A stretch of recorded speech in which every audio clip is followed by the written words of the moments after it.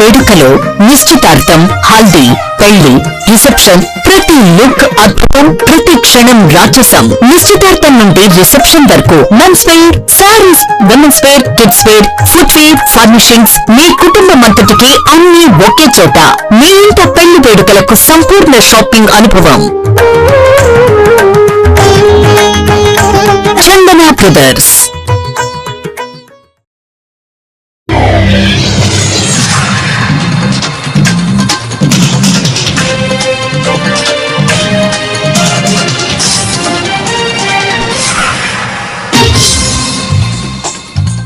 నమస్కారం, city news కి స్వాగతం. ఈనాటి వార్తా విశేషాలు. 5 రాష్ట్రాల ఎన్నికలకు ముందు ఇంధన ధరలు పెంచబోమని చెబుతూ ఎన్నికలు దాటాక అమలు చేస్తున్న ధరల పెరుగుదలకు ఏపీసీసీ కార్యనిర్వాహక అధ్యక్షులు జేడీ శివన్ ఖండించారు. విజయవాడలోని ఏపీ రాష్ట్ర కాంగ్రెస్ కార్యాలయం ఆంధ్రరత్న భవన్ లో విలేకరులతో ఆయన మాట్లాడుతూ 2014 ఎలక్షన్ల ముందు కూడా ఇలాగే అసలు ధరను పెంచబోమని చెప్పారు. ఎన్నికల తర్వాత మోదీ మొదటిసారి ప్రధానమంత్రి అయి ధరలు పెంచారు. అదేవిధంగా 2019లో లోక్సభ ఎన్నికలప్పుడు కూడా ఇంధన ధరలను పెంచబోమని ప్రత్యేకంగా చెప్పారు. ఎన్నికలను 3 రోజు మళ్లా పెంచారని జేడీ శివన్ కేంద్ర ప్రభుత్వాన్ని దుయ్యబట్టారు.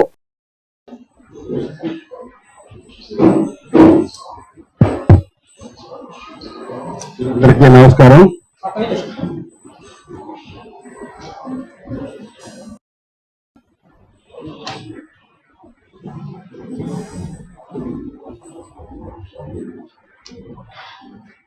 పెట్రోల్, డీజిల్ హైక్ గురించి ఆంధ్రప్రదేశ్ ప్రజానీకం అందరూ కూడా చూశారు. ఈ కేంద్ర ప్రభుత్వం వారి ఆలోచన విధానం, అనుసరించే విధానాలు కేవలం ప్రజలను మభ్యపెట్టి ఎలక్షన్ మేనేజ్మెంట్ చేసి గెలవాలి, ఏ రకంగా గెలవాలి అని, రాష్ట్రాల్లో గెలవాలి, కేంద్రంలో గెలవాలి అని కుట్లమైనటువంటి పద్ధతులు పాటించి పరిపాలించాలనే ఉద్దేశమే తప్ప దాంతో పాటు విద్వేషాలు రగిలించి పర్మనెంట్ గా వారు ప్రత్యర్థుల్ని ఓడించి కుట్రలు చేసి వారి మీద అనేకమైనటువంటి అస్త్రాలు ప్రయోగించి భయపెట్టి తర్వాత ప్రాంతీయ పార్టీలతో పొత్తు పెట్టుకుని వాళ్ళు తొక్కివేసి ఈ రకమైనటువంటి రాజకీయాలు చేస్తారే తప్ప పరిపాలన అనుభవం, పరిపాలన దక్షత లేనటువంటి బీజేపీ అసమర్థ ప్రభుత్వం. ఎందుకంటే గత 12 ఏళ్లుగా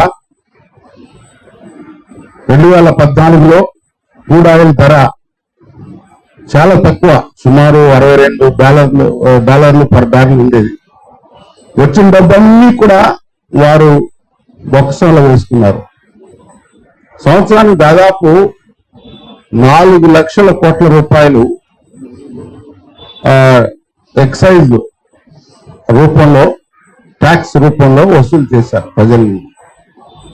క్రూడ్ ఆయిల్ ధర యూపీఏ ప్రభుత్వం దిగినప్పుడు దాదాపు $100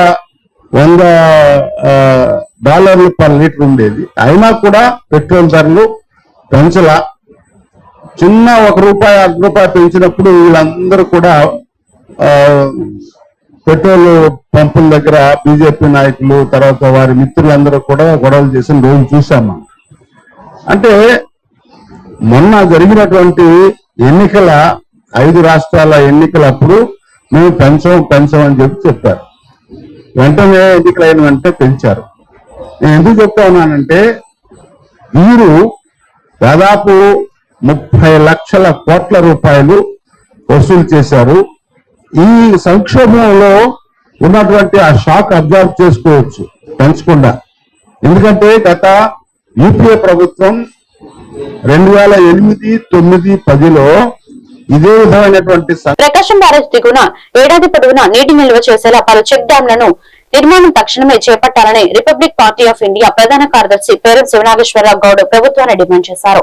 విజయవాడ ప్రెస్ క్లబ్ లో ఏర్పాటు చేసిన విలేకరుల సమావేశంలో తొలుత బ్రిటిష్ ఇంజనీర్ ఆర్థర్ కాటన్ జయంతి సందర్భంగా చిత్రపటాలకు అంజలి ఘటించారు.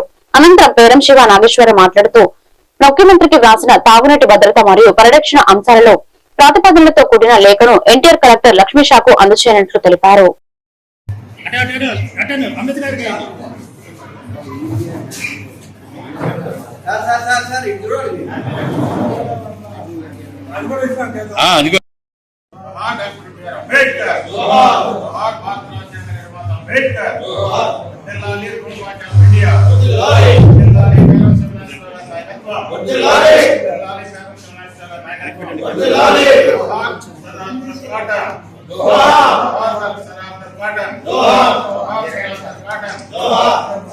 ఒకసారి చూడండి.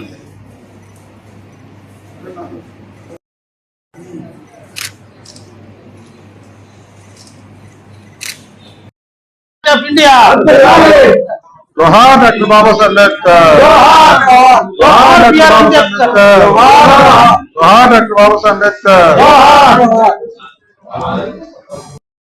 గొప్ప శాస్త్రవేత్త గొప్ప ఇంజనీరు ఎక్కడో బ్రిటిష్ ప్రభుత్వంలో లండన్ లో జన్మించినటువంటి మహానుభావుడు కాటన్ గారి జయంతి సందర్భంగా ఈ రోజున మీడియా సమావేశం ఏర్పాటు చేయడం జరిగింది. ముఖ్యంగా ఈ రోజున ఎందుకంటే మీడియా సమావేశం ఏర్పాటు చేయడం జరిగిందంటే మనకి ఈ రోజున మరి మీ అందరికి ఎంతమంది తెలుసో తెలియదు కానీ ప్రకాశం బ్యారేజీ నిర్మాణం చేసేటప్పుడు అక్కడ సాగర్ నిర్మాణం చేసినప్పుడు ఆంధ్రప్రదేశ్ తెలంగాణలో మన జనాభా 3 కోట్ల మంది. ఆ రోజున 1946లో నేను చెప్తున్న సంఘటన. ఈ రోజున 12 కోట్ల మంది జనాభా అయ్యాం. మనం ఎంతమంది అయ్యా? 12 కోట్ల జనాభా అయ్యాం. దానికి తోడు ఈ రోజున తెలుగు రాష్ట్రాలు విడిపోయి ఈ రోజున అమరావతి రాజధానిగా ఏర్పాటు చేయింది. ఒక రాజధాని వచ్చిందంటే అక్కడ పరిశ్రమలు వస్తాయి, హోటల్స్ వస్తాయి, ఎమ్మెల్యేలు వస్తారు, ఎమ్మెల్యేలకు ఇళ్ల నిర్మాణం కావాలి, ఎంపీలు వస్తారు. మరి భారతదేశంలో ఉన్నటువంటి కేంద్ర ప్రాంతంలో ఉన్నటువంటి కేంద్ర కార్యాలయాలు ఇక్కడ ఉంటాయి, సాఫ్ట్వేర్ కంపెనీలు వస్తాయి.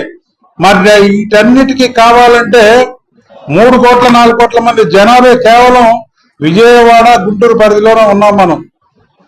మరి ఆ నీరు మరి ఈ రోజున మనకి చూస్తుంటే మీరు అందరూ మరి ఇక్కడే పుట్టాం, ఇక్కడే పెరుగుతున్నాం మనం. ఈ యొక్క నీరు సంవత్సరానికి 15,20 లక్షల క్యూసెక్లు నీరు వృధాగా పోతున్నాయి.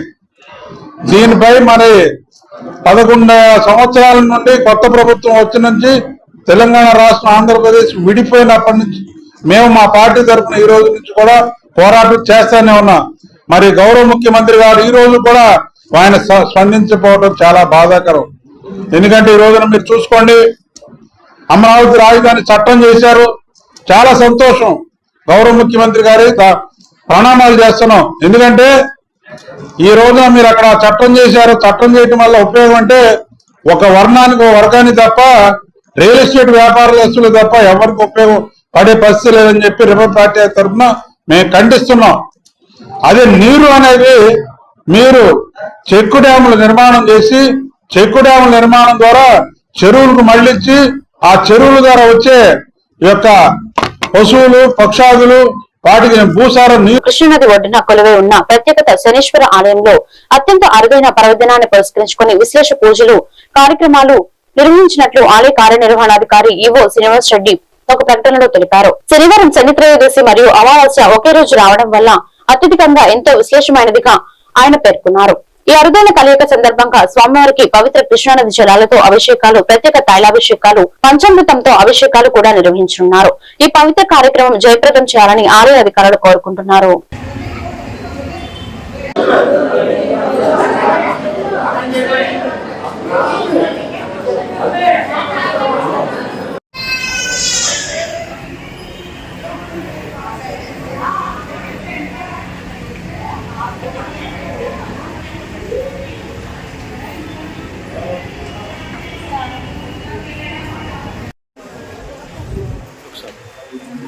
మా ఆయిల్ అబ్బా తప్ప లోపలికి ఏమి తీసుకెళ్ళకూడదమ్మా, అన్ని బయట వేయాలి.